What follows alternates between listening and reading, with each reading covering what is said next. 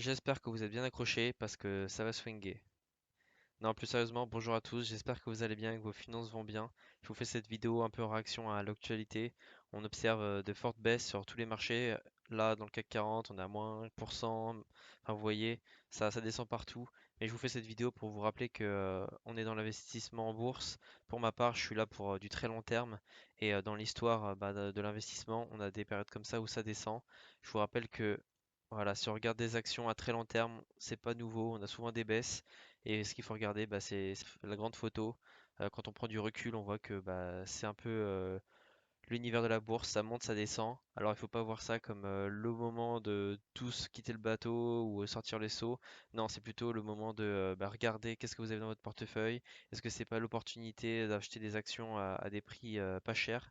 Un peu considérer ça comme des soldes. Moi, j'ai déjà fait mes achats. Vous voyez en haut à droite mes dernières actions du jour. J'ai profité de la baisse de Visa là, qui était à moins 3% aujourd'hui, pour en rajouter deux dans mon portefeuille. Et donc je les ai eu à 238,50 €. Mon taux d'achat moyen avant de mes actions était à 245, maintenant c'est 243. Donc voilà, je prends ça pour une bonne opportunité. Moi, ce que je vis, c'est le très long terme. Donc dans 10 ans, 15 ans, on verra si c'était une bonne idée. En tout cas, pour ma part, je le pense. Donc dans cette vidéo, on va regarder qu'est-ce qui se passe, pourquoi les marchés baissent. On rappellera un peu ce que c'est le parcours d'un investisseur dans des marchés en bourse. Alors nous voilà sur Perplexity, quand vous ne savez pas quelque chose et que c'est assez récent, n'hésitez pas à lui demander. C'est une IA qui va aller regarder les sources du net et qui va essayer de vous faire une synthèse pour répondre à votre question. Donc moi je lui ai demandé très brièvement pourquoi les marchés baissent. Il m'a cité les sources, donc on voit des journaux très connus. Et donc voilà sa synthèse, on va pas lire en détail, mais globalement il y a des résultats du marché américain qui sont inférieurs aux prévisions. Et donc forcément c'est toutes les entreprises américaines qui sont impactées et plus largement les entreprises dans le monde, puisque les économies sont relativement reliées. On a ensuite des soucis au niveau de la fédération américaine, puisque c'est elle, la Réserve fédérale américaine, qui va s'occuper des taux d'emprunt aux États-Unis. Et donc là, on attendait des baisses de taux et au final, ils mettent du temps avant de donner la réponse. Et donc ça provoque de l'incertitude auprès des investisseurs, forcément. On a en plus des facteurs géopolitiques au Moyen-Orient qui viennent de rajouter de l'incertitude au niveau de l'énergie, des prix de l'énergie. Ensuite, les comportements des investisseurs. Donc là, c'est ce que je disais, dès qu'on a des nouvelles qui arrivent, on a tout le monde qui essaie de vendre ses positions en bourse et les gens par panique, ils vendent même s'ils sont en négatif, ils vendent leur position par crainte de perdre plus. Mais ce qu'ils oublient, c'est que c'est la bourse, c'est comme ça. Les gens qui avaient prévu d'avoir besoin de cash dans pas longtemps, et en effet, ils ont bien fait de sortir maintenant parce que ça se trouve, il faut attendre plusieurs mois avant que ça remonte. Mais pour ceux qui sont là pour du très long terme, il faut absolument pas vendre ces positions parce que si vous avez des entreprises solides que vous avez analysées et que vous êtes sûr que dans 10-15 ans, elles seront toujours là et elles sont toujours aussi performantes, il n'y a aucun intérêt à sortir de vos positions maintenant.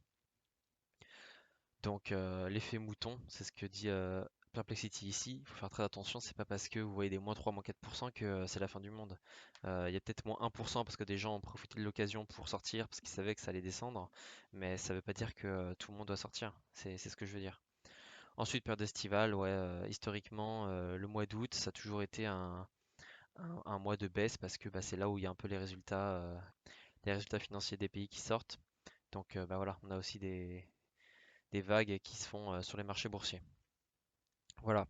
Donc je fais cette vidéo, je fais cette petite vidéo pour juste rappeler aux gens qu'il ne faut pas paniquer.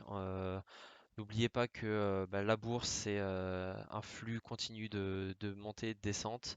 Le plus important, c'est les performances à très long terme. Donc quand vous voyez des courbes, là on est sur le HSBC MSCI World, donc c'est un indice boursier, c'est un panier d'actions qui suit les performances du monde entier. Voilà, il a connu des hauts et des bas. Comme vous pouvez voir, pendant le Covid, il a descendu, le monde s'est arrêté, puis c'est reparti de plus belle. Donc franchement, il faut pas, je le redis encore une fois, il faut pas paniquer. Voyez plus ça comme une opportunité, comme des soldes d'investisseurs. Regardez les actions qui sont solides, qui ont montré année après année qu'elles étaient solides, et faites vos courses. Voilà ce que j'avais à dire. Si vous n'avez toujours pas commencé à investir et vous pensez que c'est le moment de commencer, je vous mettrai un lien de parrainage dans la description de cette vidéo qui vous permettra de commencer vos premières transactions sans frais. Et puis, ben, je vous dis à la prochaine dans une autre vidéo. Salut, prenez soin de vous et prenez soin de vos finances.